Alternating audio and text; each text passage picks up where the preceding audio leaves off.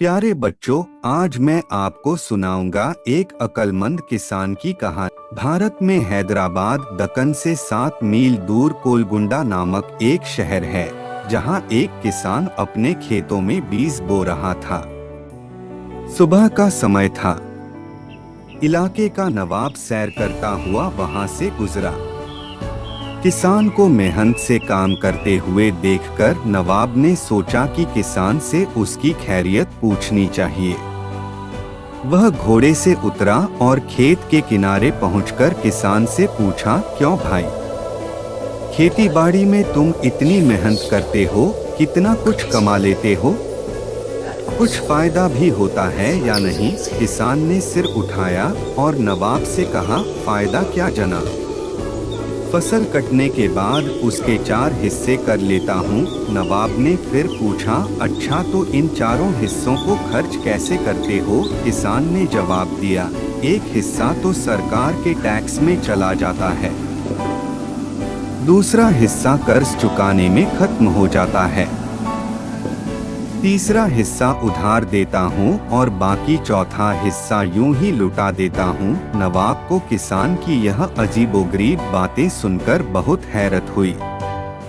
हैरान होकर पूछा, तुम्हारी बातें मेरी समझ में नहीं आई, साफ साफ बताओ, तुम कर्ज चुकाते भी हो और देते भी हो।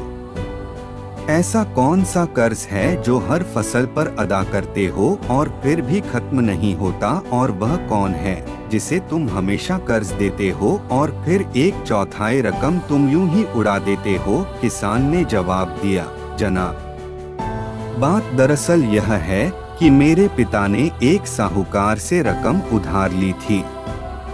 पिता के मरने के बाद उसका ब्याज मैं अदा करता हूँ।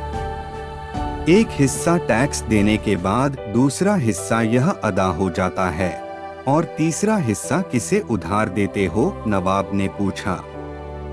किसान ने कहा, यह मैं अपने 2 लड़कों पर खर्च करता हूँ ताकि बुढ़ापे में वे मुझ पर खर्च करें। नवाब ने पूछा, और यह एक हिस्सा फिजूल क्यों उड़ा देते हो? किसान ने कहा, मेरी एक लड़की भी है। आपको पता है कि आजकल दहेज के बिना शादी नहीं होती और दहेज एक फिजूल रस्म है। चौथा हिस्सा उसके दहेज के लिए रखता हूँ। मेरी नज़र में यह रकम लुटाना ही हुआ। नवाब उसकी तर्कपूर्ण बातचीत से बहुत प्रभावित हुआ और एक बड़ी रकम उसे इनाम के तौर पर देकर रुखसत हो गया।